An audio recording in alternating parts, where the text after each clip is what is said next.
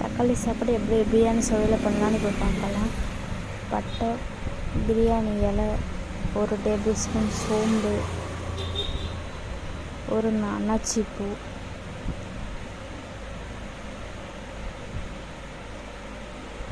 ஹோல்கரம் மசாலா எல்லாமே கொஞ்சம் கொஞ்சம் எடுத்துக்கோங்க. ஒரு 4 பச்சை மிளகாய், ஒரு 3 பெரிய வெங்காயம் நீல வாக்கில் கட் பண்ணிக்கணும்.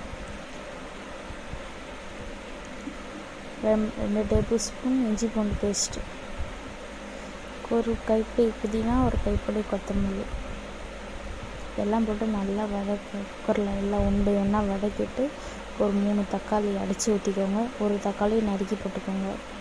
நல்லா வதங்கினதுக்கப்புறம் கொஞ்சம் மிளகாத்தூள், 1 டேபிள் ஸ்பூன் மிளகாத்தூள், 2 டேபிள் ஸ்பூன் மல்லித்தூள், 1/2 டீஸ்பூன் கரம் மசாலா இதை போட்டு கிண்டிட்டு நம்ம கழுவி வச்சுருக்க சாதத்தை அதில் போட்டு 3 விசில் விட்டோம்னா பிரியாணி சுவையில் தக்காளி சாதம் ரெடி.